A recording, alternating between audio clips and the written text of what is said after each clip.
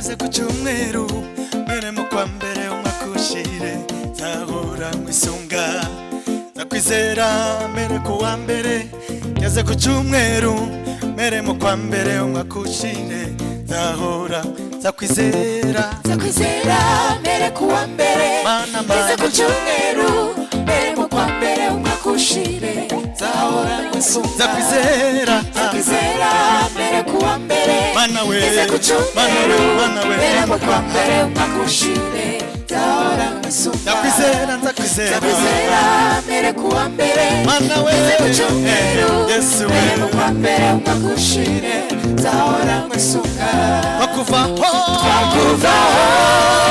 tukajya hehe Yesu we isegonda rimwe utatureba n'urupfu hafi aho twakuvaho tukajya hehe wagize neza wa mana Israeli we haleluya utatureba n'urupfu hafi aho twakuvaho mana we isegonda rimwe utatureba n'urupfu hafi aho.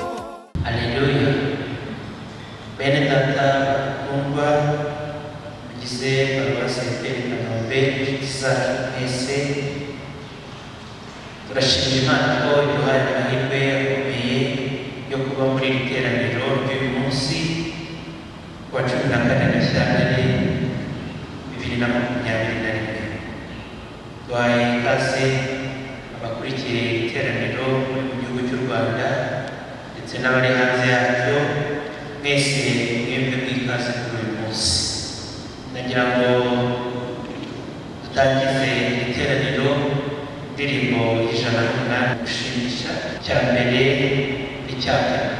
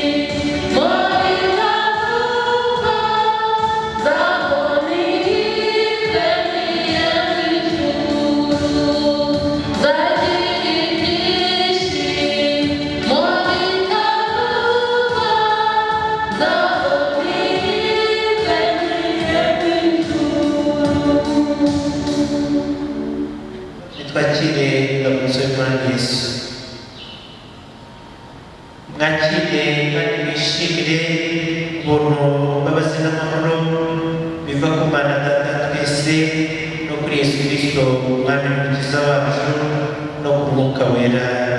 Amen.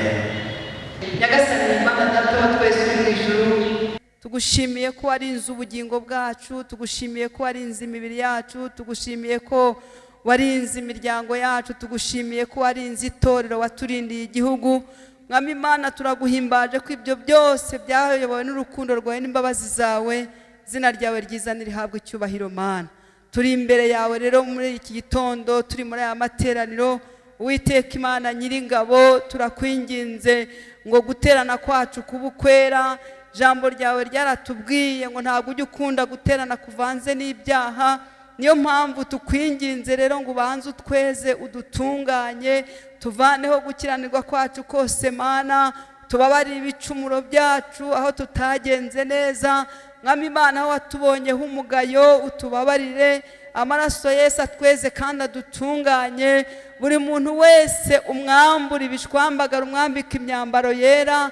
Buri muntu wese umurebere mu ishusho y'umwana wa Yesu Kristo, maze nyakubahwa Imana tugubwe neza turi kumwe nawe, tugubwe neza tukumva muri aya materaniro, tugubwe neza twumva umwuka wera agenda, tugubwe neza igihugu cy'ijuru kimanukiye kubaha ahantu, kugira ngo nyakubahwa Imana iteraniro ryacu umwuka wera ribemo, imbaraga zisumba byose zirigote. Mwami mwiza, tugire ibihe byiza imbere yawe. Turi hano rero turakuraritse, ngwino ubane natwe Mwami Imana data wa twese uri mu ijuru, ubane na buri muntu wese Mwami Imana, wagira icyo avuga wese avugiye imbere yawe, ayoborwe n'umwuka wawe wera. Tuguhaye karibu rero, duhagaritse gukora kose k'umwanzi mu izina ryera rya Yesu Kristo.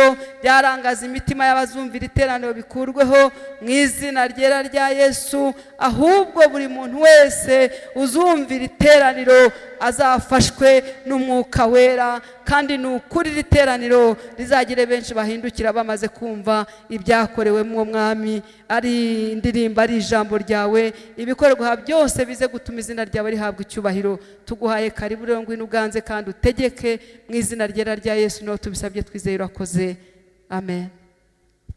Bavandimwe mwese aho muherereye hirya no hino mukurikira iteraniro, nagira ngo mbarareke dufatanye mu mwanya mwiza wo gusingiza izina ry'Imana, twifashishije Zaburi y'112.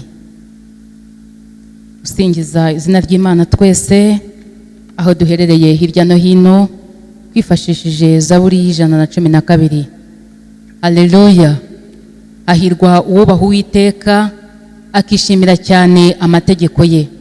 Urubyaro rwo ruzagira amaboko mu isi, umuryango w'abatunganye uzahabwa umugisha.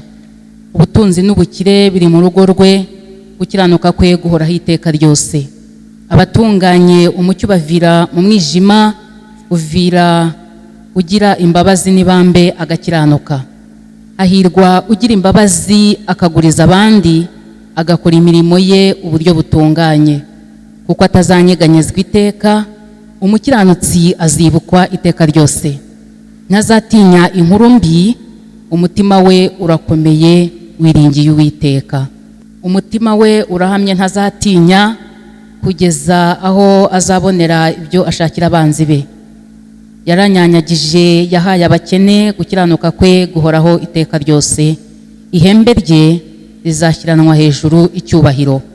Umunyabyaha azabireba babare, ahekenya amenyo, ayage, icyo umunyabyaha yifuza kizabura. Amen.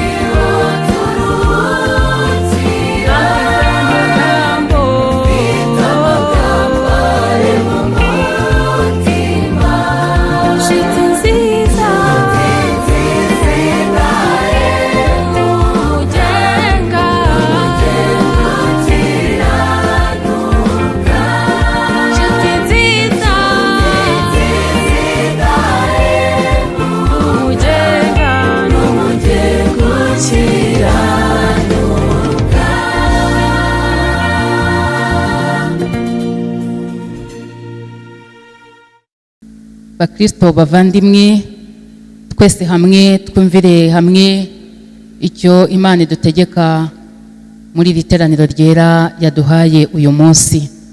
Itegeko ry'Imana turarisoma mu rwandiko rwanditswe na Yakobo igice cya mbere, turasoma duhereye ku murongo wa 12 tugeze ku murongo wa 15. Muri iyo mirongo twumvemo icyo Imana idutegeka. Hahirwa umuntu wihanganira ibimugerageza, kuko namara kwemerwa azahabwa ikamba ry'ubugingo iry'Imana yasezeranije abayikunda. Umuntu niyo yoshywa gukora ibyaha ye kuvuga ati Imana niyo inyoheje, kuko bidashoboka ko Imana yoshywa n'ibibi cyangwa ngo nayo igire uwo ibyohesha.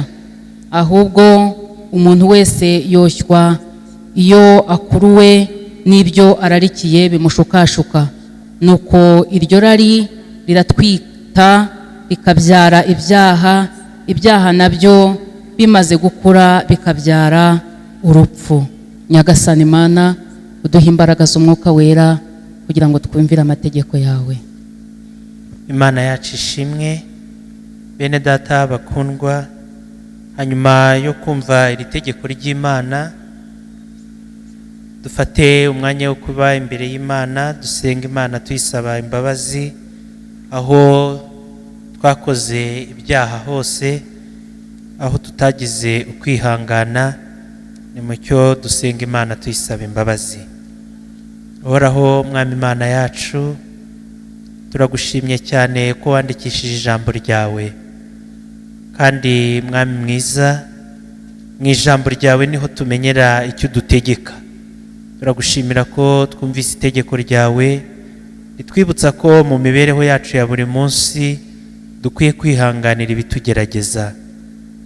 Mwami mwiza, Imana idukunda, abana bawe duciye bugufi imbere yawe, kuko twigenzuriye muri iri tegeko ryawe tugasanga mu mibereho yacu muri iki cyumweru gitambutse tutarigeze tugira kwihangana. Mu bibazo no mu bigeragezo twahuye nabyo, ntabwo twigeze twihangana ngo dukomere, ahubwo twagize gushidikanya, twibaza niba Imana twizera iriho, twibaza niba Imana twizera ikora, bitewe n'ibigeragezo bituzengurutse. Utubabarire Mwami Imana yacu aho twabuze ukwihangana kubera ibibazo bitandukanye. Duciye bugufi Mwami Imana yacu, tugusabye imbabazi kubw'ibyaha twakoze, twagucumuyeho rwose. Intekerezo zacu zabaye intekerezo zitekereza ikibi, ntabwo twigeze tukubona nk'Imana ishoboye byose. Uyu mwanya utubabarire Mwami mwiza, tugusabye imbabazi kubw'ibyaha twakoreye mu magambo twavuze. Ntabwo twavuze ibitunganye rwose, ahubwo imvugo zacu zagaragaje ukwinuba, zagaragaje gutakaza ukwizera ndetse no gutakaza ibyiringiro. Mwami, twagaragaye dutukana, utubabarire. Utubabarire aho twabwiye bene data nabi, utubabarire aho twaneguranye, utubabarire aho tutakumviye hose. Mwami, duciye bugufi imbere yawe, tugusabye imbabazi aho twakubabaje mu magambo yacu. Ibikorwa byacu ntago byakunejeje, byaranzwe n'ibibi, ariko twibuka neza ko ijambo ryawe ritubwira ngo iyo twicujije ibyaha tukemeza kubizinukwa, ngo nawe uratweza rwose tugahinduka nk'ubwoya bw'intama bwera. Niyo mpamvu abagabo baciye bugufi imbere yawe bagusabye imbabazi. Mwami Imana yacu, ubababarire. Ababyeyi baciye bugufi imbere yawe bagusabye imbabazi. Mwami Imana, ubababarire. Abahungu n'abakobwa, abana batoya, Mwami, ingeri zose z'abana bawe, hanyuma yuko twumvise itegeko ryawe, Mwami, utubabarire kuko duciye bugufi. Tuzi ko uri Imana ibabarira, tuzi ko uri Imana ifite imbabazi. Niyo mpamvu tukwijejwe cyane nuko imbabazi zawe uzihaye buri wese. Ngaho rero Mana, ubwo umaze kutubabarira, nuduha imbaraga kugira ngo tugire ukwizera guhamye kandi tugire ukwihangana guhamye muri ubu buzima. Tugirire neza, tubisenze twiringiye mu izina ry'umwami wacu Yesu Kristo, amen. Ntabwo ngutunga niye mwami, mfite intege nke mu mutima,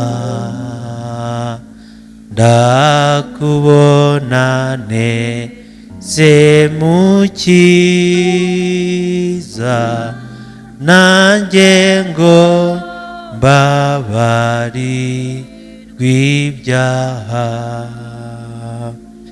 Ku musaraba wawe Yesu, nizeye ko ariho nakirira, mwami nyogesha ayo maraso kugira ngo ntunganirima, na nyeza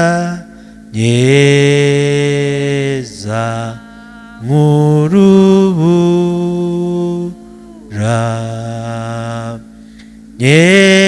nyeza nk'urubura, nyogesha amaraso wavuye kugira ngo ntunganirima. Bene data bakundwa, nitwakire kandi twumvire hamwe ijambo ry'imbabazi z'Imana. Iyo twicujije ibyaha tukiyemeza kubizinukwa, Imana itugirira imbabazi abihannye ibyaha twese. Ubuntu nibwo bwadukijije kuko twizeye, ibyo ntibyavuye kuri twe ahubwo ni impano y'Imana. Jye nawe Yesu Kristo aratubwira ati, bana banjye muhumure, kwizera kwanyu kurabakijije. Nanjye singuciraho iteka, genda ntukongere gukora icyaha ukundi. Nagira ngo twakire imbabazi z'Imana, tuyiha icyubahiro aho turi mu ngo zacu. Icyubahiro ni cy'Imana. Tugeze mu mwanya mwiza wo kumva ijambo ry'Imana. Reka dusenge mbere yo gusoma ibyanditswe byera. Mana data wa twese uri mu ijuru, mwanya nk'uyu tugeze mu mwanya mwiza wo kumva ijambo ryawe watubwiye. Turakwinginze rero ngo ijambo ryawe turabizi neza ko ari iryera kuko nawe wera. Rero ijambo ryawe hari icyo warivuzeho nyakubahwa Imana. Waravuze ngo ijambo ryawe ntabwo rizamanuka ubusa ngo risubireyo ubundi, ahubwo rizasohoza icyo waritumye Mana.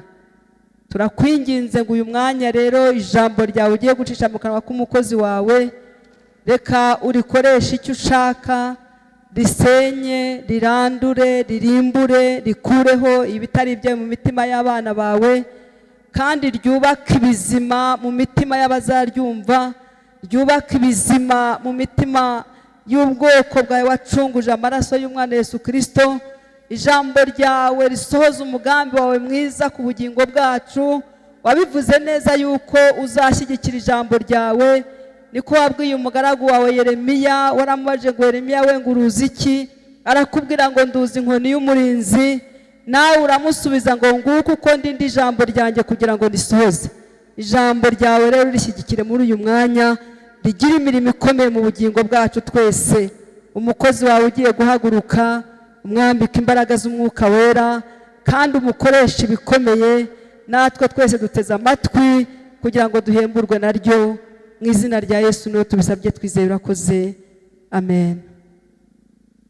Reka dusome ijambo ry'Imana, igitabo cya mbere cya Samweli, ibice 11, umurongo wa mbere tugeze umurongo wa 9. Hanyuma Nahashi umwamoni arazamuka agerereza ahateganye n'i Yabeshi Galeyadi, abiyabeshi bose baramubwira bati dusezerane isezerano maze tuzagukorere. Nahashi umwamoni arababwira ati niba mwemera ko mbanogora amaso y'iburyo tuzasezerana mbihindura igitutsi ku Bisiraheli bose.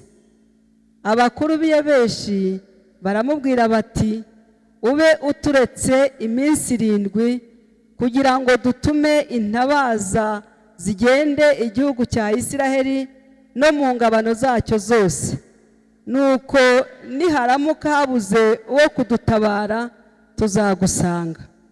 Nuko intabaza zijya i Gibeya kwa Sawuli batekerereza abantu ayo magambo. Abantu bose batera hejuru n'ijwi rirenga bararira.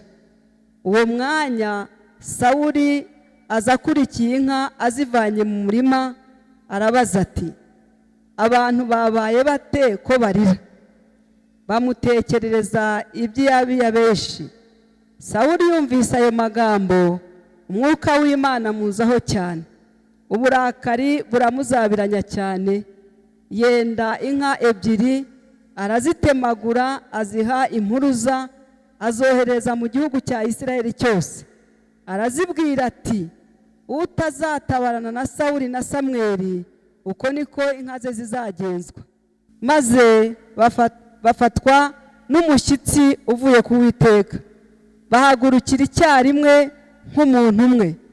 Sawuli ababarira Ibezeki Abisiraheli bari 3,000, Abayuda bari inzovu 3. Nuko zibibwira abiyabeshi baranezerwa. Nuko babwira za ntabaza bati muzabwire abiyabeshi y'i Galeyadi muti ejo ku gasusuruko muzatabarwa. Nuko intabaza ziraza zibibwira abiyabeshi baranezerwa. Bavandimwe duteranye muri iri teraniro, ndabakiriye muri uyu mwanya mwiza wo kumva no kuganirira hamwe ijambo ry'Imana. Nshimiye Imana impaye aya mahirwe yo kugira ngo kuri iki cyumweru cya 2 cy'ukwezi kwa 2 2021 tuganire ku ijambo ry'Imana. Bahaye rero ikaze, kandi uyu mwanya twese utubera umwanya w'igiciro ndetse utubera umwanya wo kungukiramo dufashijwe n'umwuka wera w'Imana. Bagize neza kudusomera ijambo ry'Imana, kandi ngira ngo twese twarikurikiye, ariko kandi n'umuntu ashobora gufata Bibiliya akarushaho gusoma neza, akumva aya magambo, kandi n'umwuka wera w'Imana ari mu ruhande rwa buri wese akamusobanurira. Bene data, iyi minsi turimo, ibihe tubayemo ni ibihe bigoye ku bantu mu mikorere yabo no muri gahunda zabo bateguye nk'uko babiteguraga. Ngira ngo turi hafi kuzuza umwaka nko mu gihugu cyacu, turi muri ibi bihe bimeze gutya, twugarijwe n'icyorezo cya coronavirus. Ariko muri uyu mwanya w'ijambo ry'Imana, bavandimwe, nagira ngo tuze no kwibukiranya ko Imana dukorera ariyo nyiribihe. Imana dukorera niyo nyiribihe, niyo igenga ibihe kandi niyo itegeka ibihe, kandi yo ihoraho uko ibihe bigenda bisimburana, yo ntihinduka. Imana ishimwe. Umwanditsi wanditse igitabo cy'umubwiriza mu gice cya 3 aravuga ngo ibintu byose bifite igihe cyabyo, ariko kandi akavuga ngo habaho igihe cyo kubabara, igihe cyo kunezerwa, akavuga ngo igihe cyo gutera imbuto, igihe cyo gusarura. Avuga ibintu byinshi cyane, ariko yagera ku murongo wa 15 akavuga ngo Imana ubwayo yongera kugarura ibihe. Haleluya. Ngo Imana ubwayo yongera kugarura ibihe, nkuko yabyanditse ku murongo wa 15, kandi Imana ubwayo yongera kugarura ibyakuweho bikongera bikagaruka mu mwanya wabyo, abantu bakongera kwishima. Imana ishimwe. Uko rero ibihe bihaye ibindi, Imana yihoraho kandi izahora ibitegeka, nta na rimwe Imana izigera iyoborwa n'ibihe. Niko rero nabizera natwe twakwiye kubaho tuyoborwa n'Imana, tutayoborwa n'ibihe. Uyu mwanya nifuje ko tuza kuganira turebera hamwe ko dukwiye kuyoborwa n'Imana, gufashwa n'Imana, kwiragiza Imana, cyane cyane tutarebye ku bihe, kuko twamaze kumenya neza ko Imana dukorera ariyo nyiribihe. Ibihe byasimburana bitasimburana, nyiribihe ahora uko ari kandi uko yahoze ntazahinduka. Bamaze kudusomera mu gitabo cya mbere cya Samweli igice cya 11, twumvisemo inkuru z'Abisiraheli bari batuye mu mudugudu w'Iyabeshi yo mu ntara y'Galeyadi. Aba bavandimwe bene data, nk'uko twabyumvise mu gice kibanza cya 10, kitwereka neza uburyo Samweli yimitse Sawuli kugira ngo abe umwami wa Isiraheli. Hanyuma aramwimika, amaze kumwimika bamwe mu baturage baho yamwimikiye aho Iyabeshi Galeyadi. Bamaze kumwimika abaturage baho baravuga bati uyu ni mwami ki. Bamwe baramuyoboka, barishima, bahimbaza Imana. Ijambo ry'Imana riravuga ngo bamwe bajyana na Sawuli i Gibeya bahimbaza Imana banezerewe, ariko bamwe bakijojota bati uyu ni mwami ki. Ibyo bihe birabacanga. Ijambo badusomeye, Samweli amaze kwimika Sawuli ngo yasubiye iwe i Gibeya. Hanyuma mu gusubirayo, umwami w'Abamoni bita Nahashi abaramanutse, aza muri cya gikingi cy'amarembo cya Yabeshi y'Galeyadi. Bene data, uyu Nahashi w'Umwamoni, Abamoni ni ubwoko buturuka ku mukobwa wa Loti, bavutse mu buryo bw'amahano, kuko igihe Loti yari Sodomu, abamarayika b'Imana bakamusura bakamugenderera, ndetse umujyi w'i Sodomu ujya kurimbuka, Loti agira umugisha, baramubwira ngo nahunge, ahungira mu mudugudu w'i Sowari. Ariko ijambo ry'Imana ritwereka ko abo bamarayika bababwiye bati nibagende bahunge vuba, ariko ntibasubire inyuma, ntibarebe inyuma. Muri urwo rugendo rero, umudamu wa Loti we yarebye inyuma. Bibiliya tubwira ngo yahindutse inkingi y'umunyu kuva uwo munsi, kuko akebutse akareba inyuma. Abakobwa be babiri rero bahungana na se, bajyana i Sowari, babana mu buvumo. Ariko ngo baza kugira ikibazo, baravuga bati nta bagabo tuzabona, bati ducikure data. Umukobwa mukuru aryamana na se, abamukomotseho uwo mwana yabyaye nibo bita Abamowabu. Umuto rero abamukomotseho yabyaranye na se nibo biswe Abamoni.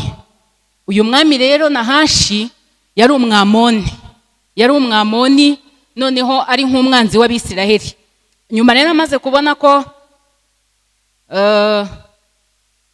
abanzi babo bamaze kwimikirwa umwami, ariko kandi bakaba bagiye, aramanuka, arimuka, aza mu bikingi by'ubwoko bwa Isiraheli butuye muri uwo mudugudu w'Iyabeshi mu ntara y'Galeyadi.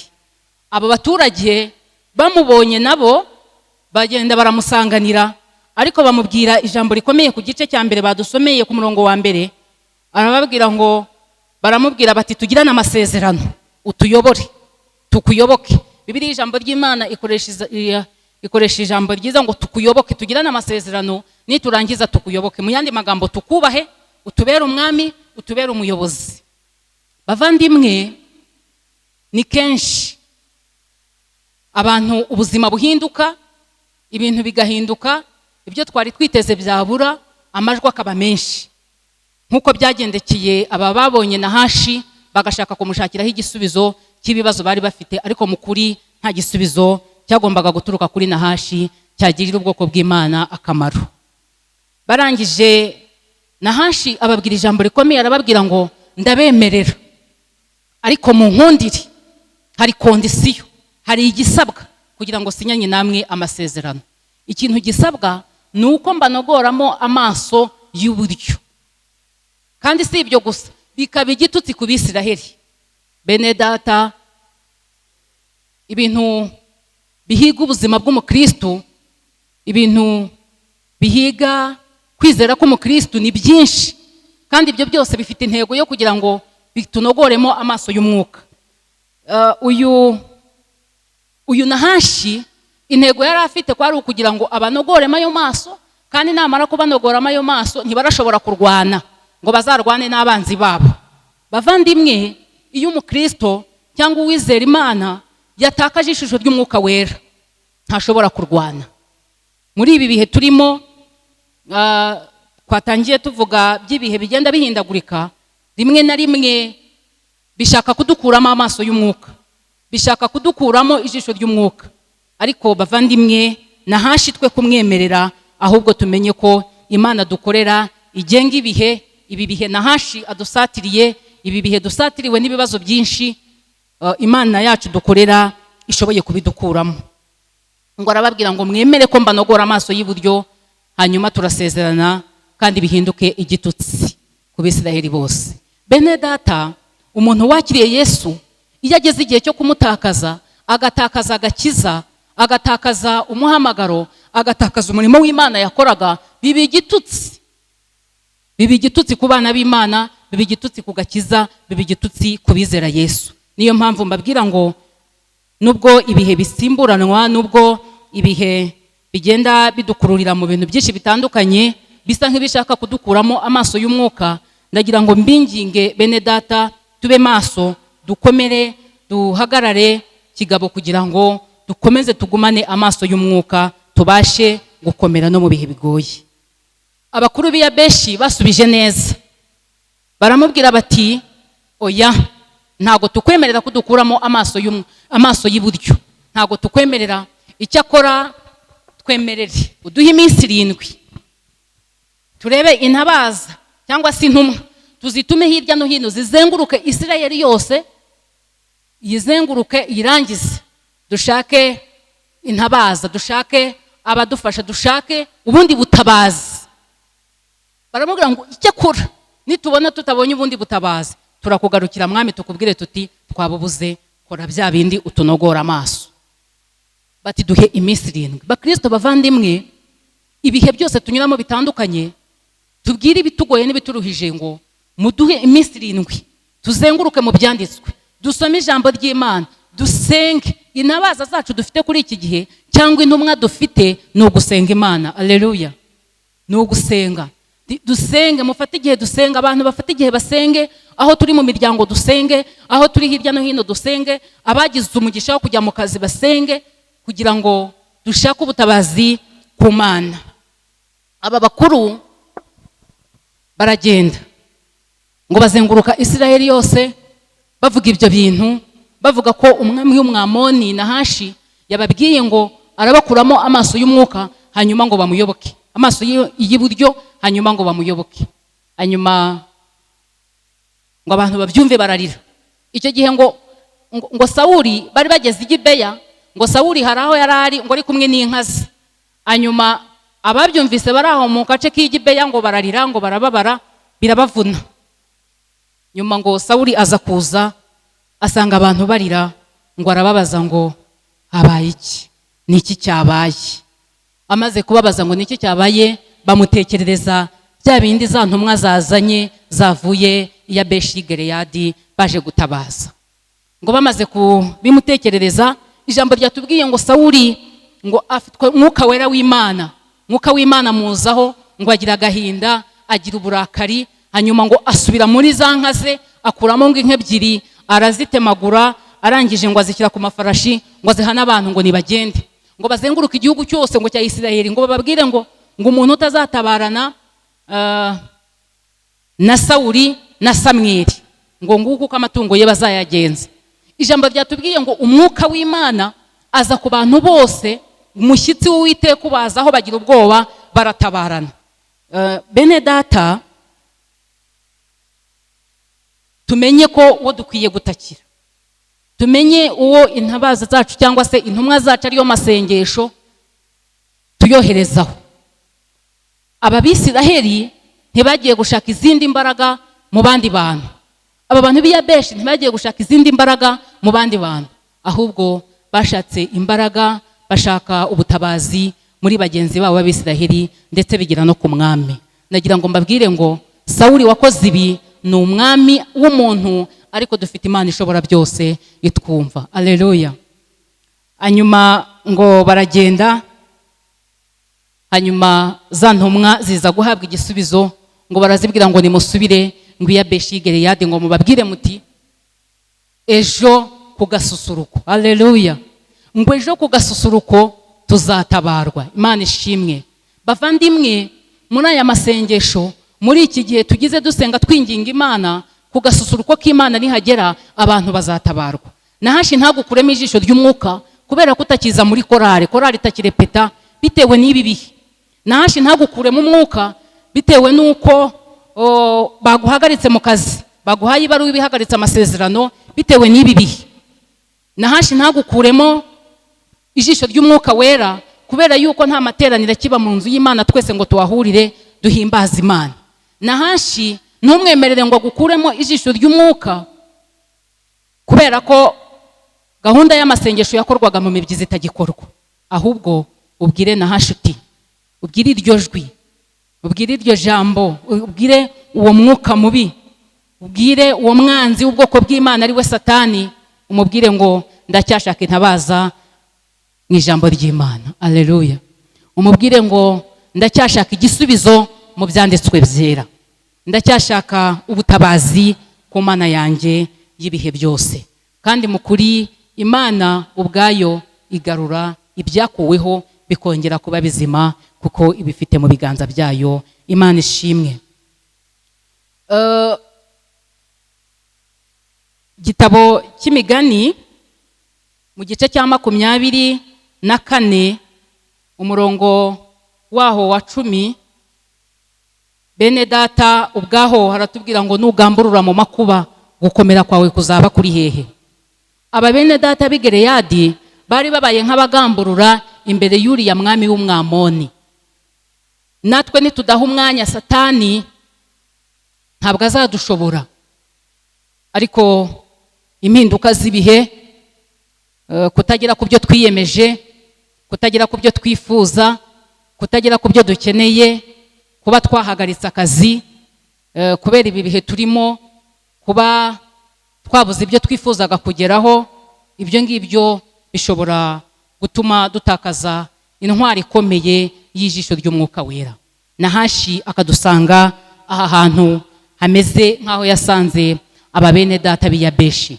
Ariko nakunze uko aba bakuru b'Iyabeshi basubije bavuga bati duha iminsi 7.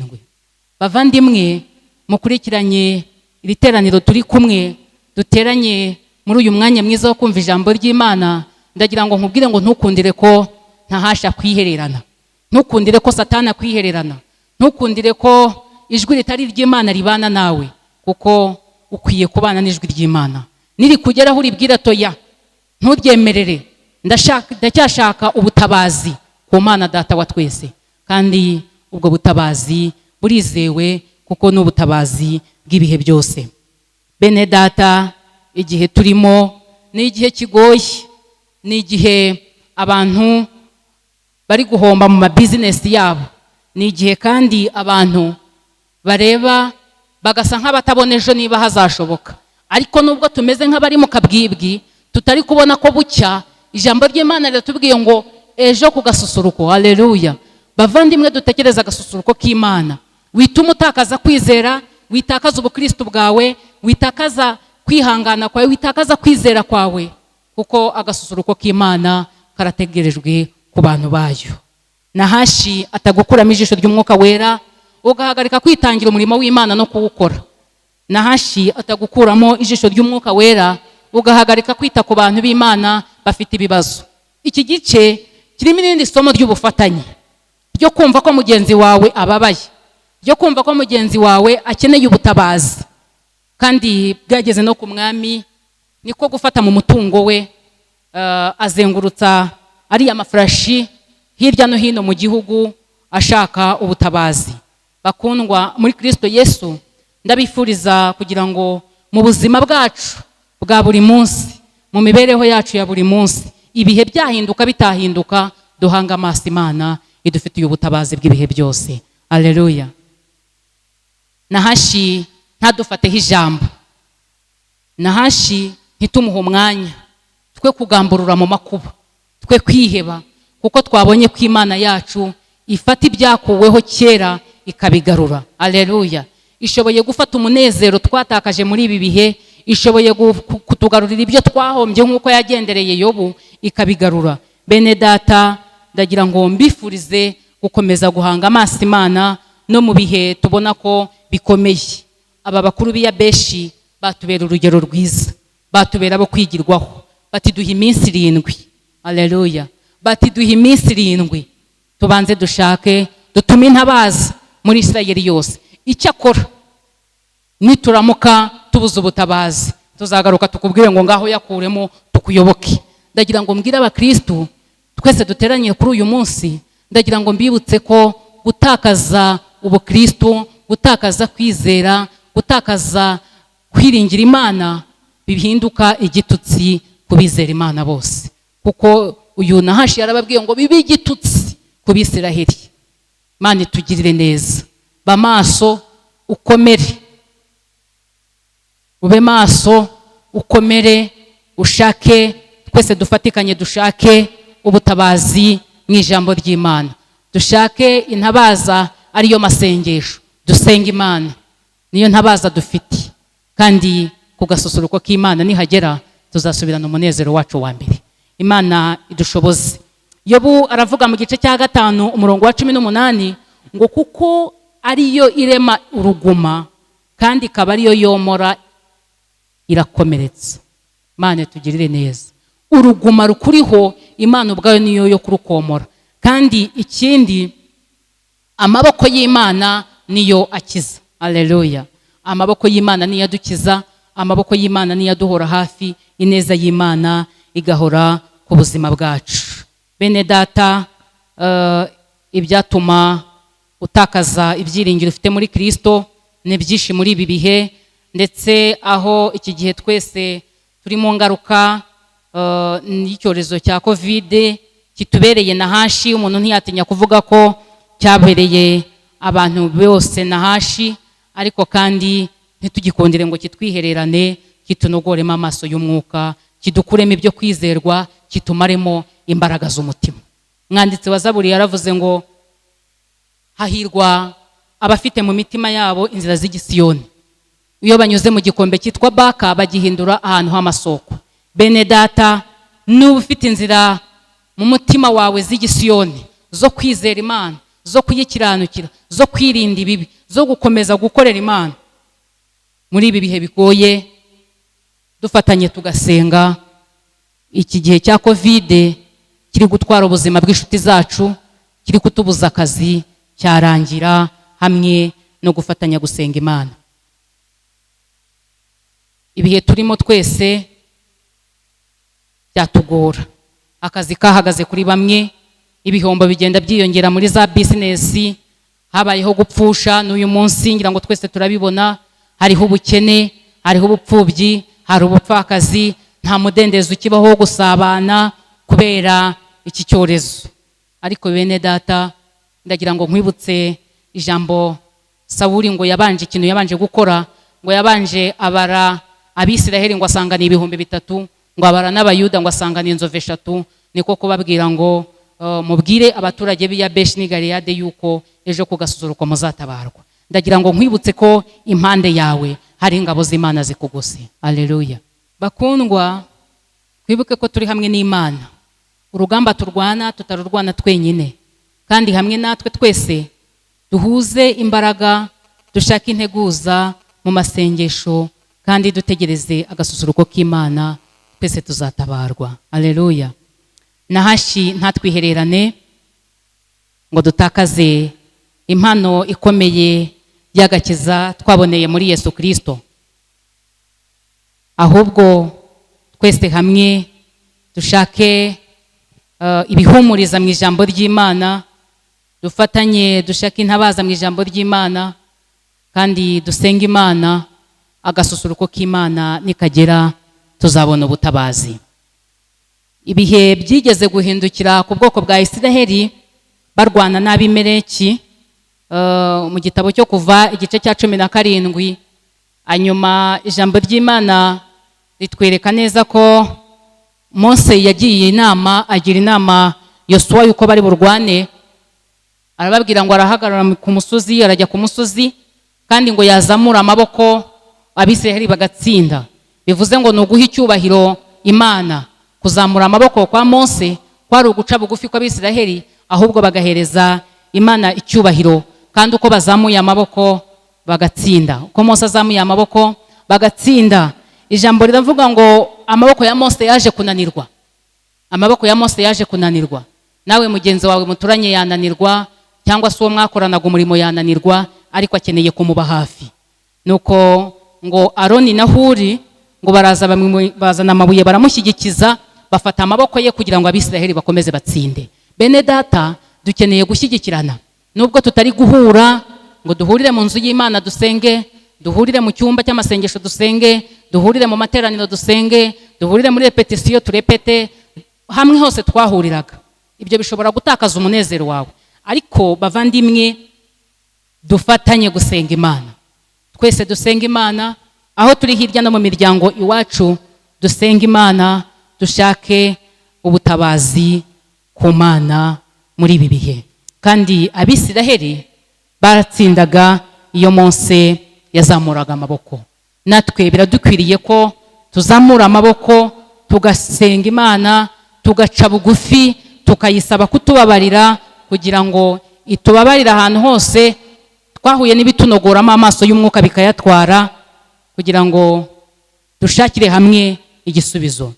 Bene data, ibintu bishaka kutunogoramo amaso kubera ko tutagihurira hamwe mu materaniro yo ku cyumweru nk'uko nabivuze, tutagihura mu masengesho yo mu mibyizi twagiraga hirya no hino dusenga, kubera ko tutagihura muri za repetisiyo za korali, kubera ko tutakiramya Imana no kuyihimbaza ngo bashyiremo igisirimba abantu duhimbaza Imana.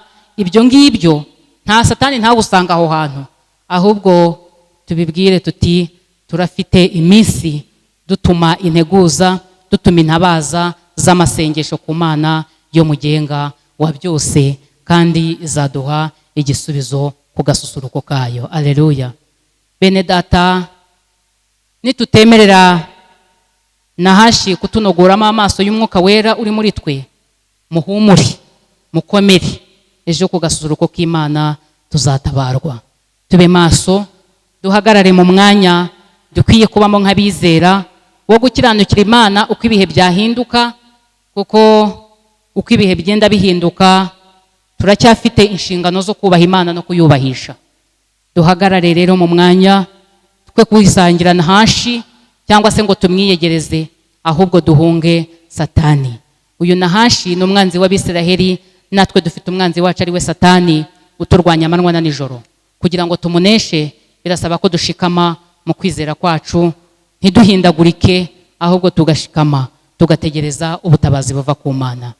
Twese hamwe bavandimwe, dufatanye gusenga Imana, dufatanye gushaka ubutabazi, dufatanye gutuma intumwa ariyo masengesho ku Uwiteka Imana yacu mu gihe gikwiriye. Ku gasusuruko k'Imana tuzatabarwa. Imana ibaho umugisha, kandi twese hamwe dutegerezanyize amatsiko uwo munsi wo gutabarwa, dukira ibituruhije, dukira ibitugoye, dusubira mu kazi, twongera kunguka aho twahombye, kuko Imana niyo ikomeretsa kandi iromora.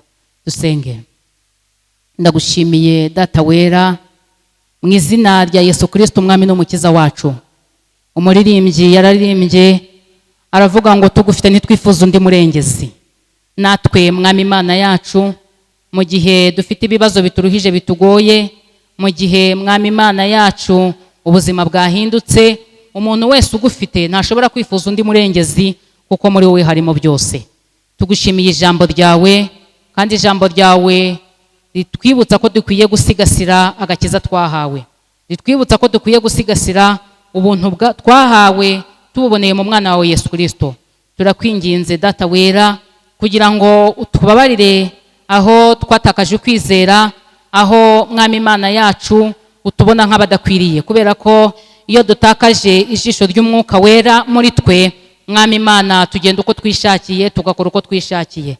Muri ibi bihe Data wera, uduha imbaraga, kandi sengeye ubwoko bwawe mwami bwakurikiranye iri jambo, tubanye muri iri jambo ryawe. Ndakwinginze mwami Imana yacu, kugira ngo umuntu wese umugenderere, kandi mukuri umuhe guharanira Data wa twese mwiza, gusigasira no kubungabunga agakiza yakiriye, kugira ngo Data wera, mu gihe tugitegereje ubutabazi utanga, mu gihe dutegereje agasusuruko kawe wowe uzi igihe kazazira, turakwinginze ngo uzasange turi maso kandi tukikwitegereje nk'umukiza wacu. Urakoze Kristo, iri jambo ryawe urerekereje umwuka wawe wera, kugira ngo ribashe kwera imbuto, kandi umuntu wese uryumvise urusheho kurimusobanurira. Mu izina ryiza rya Yesu Kristo umwami n'umukiza wacu senze nizeye, amen. Nuko babwira za ntabaza bati, muzabwire ab'i Yabeshi y'i Galeyadi mutejo ku gasusuruko muzatabarwa. Aleluya. Bene Data bakundwa, dushimye Imana kubw'ijambo ryiza twumvise, ritwibutsa ko Imana ihari mu gihe tuyitabaje, idutabara. Dusabiye umugisha kandi Pastor Angelique kuri ubu butumwa bwiza atugejejeho, na Imana imuhe umugisha. Nagira ngo mbasabe dufatanyirize hamwe kwakira ubutumwa bwiza, turirimba indirimbo ya 49 mu gushimisha Imana, ibitero bibiri bibanza.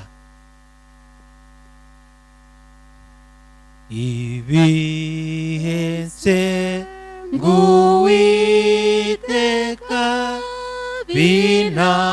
binarura mu magarara, ngo nigira hodatari muganyiri byonyenye byose, mu bihe by'umubabaro bimumuriza umutima, sinduka ntabwo umwanzi mu bihe byiza byo gusenga. Ibihense nguwiteka binyemeza yuko ansubiza,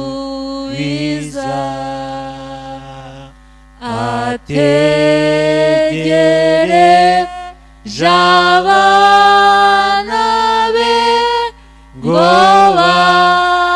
bamusanga bakenure, ndamwihereje rwose ubu uko yamamagaye ubwe, niringiye bwa buntu bwe nogeze ibihe byo gusenga. Murakoze, Imana ibahe umugisha. Dufatanyirize hamwe guhamya ukwizera kw'abakristo. Nizeye Imana Data twese ushobora byose, umuremyi w'ijuru n'isi, nizeye Yesu Kristo umwana wawe w'ikinege, umwami wacu, wasamwe ku mwuka wera, abyarwa n'umwari Mariya, yababajwe ku ngoma ya Ponsiyo Pilato, yarabambwe, arapfa, arahambwa, amanuka ikuzimu, ku munsi wa gatatu azuka mu bapfuye, azamuka mu ijuru, yicaye iburyo bw'Imana se ushobora byose, niwe azava aje gucira urubanza abazima n'abapfuye. Nizeye umwuka wera, ndemera itorero ryera ry'abakristo bose, n'ihuriro ry'abera, no kubabarirwa ibyaha, no kuzuka kw'imibiri, n'ubugingo budashira. Amen. Murakoze, Imana ibahe umugisha. Tugeze mu mwanya twegera gusoza iri teraniro. Turashimira Christine wadufashije kuyobora. Turashimira umushumba wa paruwasi Pastor Angelique wadufashije mu mwanya w'ijambo ry'Imana, kandi namwe mukurikiye iri teraniro turabashimiye cyane kandi tubasabiye umugisha mwinshi. Imana ibagirire neza. Muri ibi bihe itangazo dufite ni ukubibutsa ko nk'abakristo dufite inshingano ikomeye yo gushyira mu bikorwa gahunda inzego z'igihugu cyacu ziri gushyiraho mu rwego rwo kwirinda ikwirakwira ry'icyorezo cya coronavirus. Turasabwa rero gufatanya n'abandi muri iyi nzira, muri uru rugamba rwo guhangana n'iki cyorezo, kandi nta bundi buryo dufite uretse kubahiriza amabwiriza yashyizweho. Turanabibutsa kandi ko umurimo w'Imana ukomeje gushyigikirwa mu buryo ubwo ari bwo bwose, kuko ubutumwa bwiza nubwo turi muri ibi bihe by'icyorezo cya COVID-19, ubutumwa bwiza burakomeje kuvugwa. Imana ibaha umugisha mwinshi. Kuri iki cyumweru kandi ku itariki ya 14 Gashyantare 2021, ubuyobozi bwa paruwase Kanombe buboneyeho kumenyesha abakristo bayigize ko uyu munsi ari wo gusoza amasengesho y'iminsi 7 yarari gukorwa, yateguwe ku bufatanye bw'itorero ryacu ndetse n'amatorero yose ahuriye mu muryango wa Epr. Nk'uko twabimenyeshejwe muri iyi minsi ndetse tugafatanyiriza hamwe n'abandi bizera muri ayo masengesho mu gihe twari mu itorero ry'ibanze ndetse no mu ngo iwacu, kuri uyu munsi nibwo iyo gahunda iri busozwe, ariko gusenga no gusengerana ntabwo biraba bishojwe, ahubwo birakomeza. Imana rero iha umugisha mwebwe mwese, kandi nk'uko ijambo ry'Imana ryabitubwiye, iki ni igihe cyo gushyira hamwe, iki ni igihe cyo gufashanya, iki ni igihe cyo gutabarana, haba mu masengesho ndetse no mu bikorwa by'urukundo. Imana ibaha umugisha mwinshi. Ubwo tugeze mu mwanya wo gusoza, nagira ngo turarike umushumba wacu atuyobore mu mwanya wo gusengera ibyifuzo no gusaba umugisha. Bavandimwe, dufatanye uyu mwanya mwiza wo gusengera ibyifuzo byacu. Nawe ugira ibyo uzamura, twese dufatikanye dusaba Imana, kandi Imana yacu iratwumva. Hanyuma nitumara kuza gusengera ibyifuzo, muraza kunkundira dufatanye kandi gusengera hamwe isengesho twigishijwe n'Umwami wacu Yesu Kristo, nyuma tuze gukomeza twisabira umugisha w'Imana. Mana yacu, Mana idukunda, Mana igira neza, turagushimiye kuko uri Imana nziza, kandi tugushimiye ko wabanye natwe muri iri teraniro ryera ryo kuri iki cyumweru cyo kuwa 14 Gashyantare 2021. Turagushimye ku bwa gahunda zose zari zigize izi teraniro wabaye hagati yacu, kandi turagushimira bene data twafatingije muri iri teraniro. Turagushimira na bene data barikurikiye bari hirya no hino mu miryango. Turagushimira kandi kuba duciriye inzira, Mwami Imana yacu, ukatumurikira, ukamurikira itorero ryawe, ukamurikira ubwoko bwawe, uburyo bwo gukomeza gukora umurimo wawe w'ivugabutumwa no muri iki gihe tutari kubasha guterana nk'uko byari bisanzwe. Ushimiye ko Mwami Imana yacu wakomeje kurinda ubwoko bwawe, ukarinda igihugu cyacu, kandi Data wera, turagushimwa ku bwa byose, izina ryawe nirishyirwe hejuru. Tunejejwe nuko watuganirije mu ijambo ryawe, ukaduhumuriza, ukatwibutsa ko nubwo hari Satani ushaka kutwicira ubugingo, ariko nawe hari ibyo dutegurira byo kudukiriza ubugingo.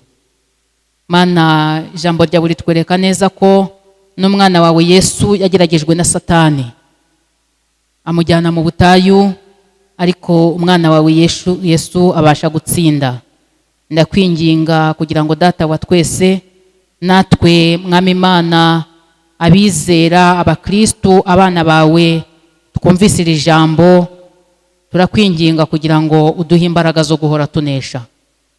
Tuneshe ushaka kudukuramo ijisho ry'umwuka wera, kuko iyo dufite ijisho ry'umwuka wera, Mwami Imana yacu, dukora ibyo gukiranuka. Iyo umuntu adafite ijisho arasitara, iyo umuntu atabasha kureba arasitara, iyo umuntu atabasha kureba ntashobora kurwana ngo atsinde. Ariko Mwami Imana yacu, tugufite ntitwifuza undi murengezi. Turakwinginga kugira ngo Data wera w'imbabazi, uduhe gukomera ku gakiza, uduhe kugahagararaho mu izina rya Yesu Kristo, udushoboze guhagarara kigabo no muri iki gihe kigoye, muri iki gihe hariho imbogamizi nyinshi, ndetse Mwami Imana yacu, rimwe na rimwe abantu bakiheba, ariko kandi ijambo ryawe ryatubwiye ngo amasengesho ni intabaza zigera ku Uwiteka, kandi mu gasusuruko twatabarwa. Turakwiringiye Mwami Imana yacu, mu gihe tugitegereje ako gasusuruko twumvise mu ijambo ryawe, turakwinginze Nyagasani kugira ngo dukomereze amaboko. Ubane natwe, dusengeye abafite ibibazo bitandukanye, abatakaje akazi kugira ngo bahumurize, ababuze ababo bahumurize, urabishoboye Kristo, ihumure ryuzuye niwe uritanga. Kandi tuzirikanye na bene Data bandi bafite ibibazo byo kutabona icyo kurya, bafite inzara, abo ndabasengeye Nyagasani. Ariko kandi ijambo ryawe ryatweretse ko Abisiraheli bose bamanukiye gutabara bene se Yabeshi Galiyadi, kandi Mwami Imana yacu bagatabarwa. Ndakwinginze kugira ngo twebwe twese udukoreshe kugira ngo dutabara abari mu kaga, kugira ngo Satani ataza kubihererana bagatakaza ukwizera kwabo. Urakoze Nyagasani. Tuzirikanye igihugu cyacu ndetse n'abatuye isi twese, kugira ngo Mwami Imana yacu ukomeze kuturindira mu buntu bwawe, kandi ukomeze guha Mwami Imana ubwenge abashakashatsi bari gushakashaka icyakorwa kugira ngo Nyagasani iki cyorezo kibone umuti. Ndakwinginga kugira ngo bamurikire Mwami Imana yacu ku muti ukwiriye, umurikire ubuyobozi bw'igihugu cyacu umunsi ku munsi, kandi umurikire natwe Abanyarwanda n'Abanyarwandakazi kugira ngo turusheho gushyira mu bikorwa amabwiriza yose duhabwa. Urakoze Nyagasani, neza yawe nikomeze kutwomaho, kandi Mwami Imana Data wera w'imbabazi, ntitukabure kuguhamya no kugushima bitewe n'ibi bihe ngo bidukamure ngo dusubire inyuma, ahubwo uko bije nuko bukeye tujye tubona icyubahiro cyawe ku buzima bwacu. Urakoze Kristo, ndagushimiye kuko uri Imana yo kwizerwa no kwiringirwa. Ndagushimiye ko ari wowe utureberera amanywa na nijoro. Ndagushimiye ko ari wowe wavuganye natwe kuri uyu munsi. Ndagushimiye Data kutwumva kandi witeguye kutugirira neza. Tugusenze twizeye mu izina ry'Umwami wacu Yesu Kristo, amen. Dufatanye isengesho ry'Umwami wacu Yesu Kristo. Data wa twese uri mu ijuru, izina ryawe ryubahwe, ubwami bwawe buze, ushaka bibe mu isi nk'uko bibaho mu ijuru. Uduhe none ibyo kurya byacu by'uyu munsi, utubabarire ibyaha byacu nk'uko natwe turabitugirira, ntuduhane mu bitwoshya, ahubwo udukize umubi, kuko ubwami n'ububasha n'icyubahiro ari ibyawe none n'iteka ryose, amen.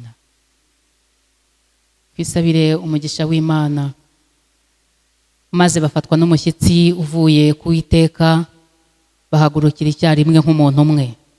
Sawuli ababarira i Bezeki, Abisiraheli bari 3,000, Abayuda bari 3,000.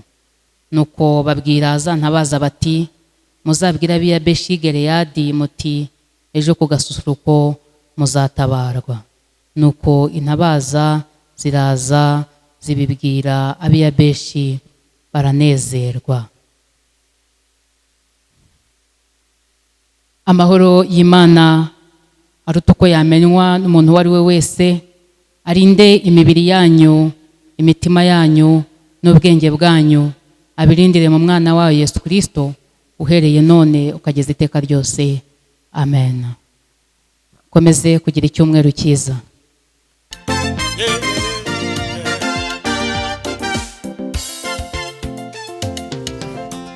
Icyo cyatumye Aburahamu asiga inzu ya se, ajya mu gihugu atavukiyemo atamenye.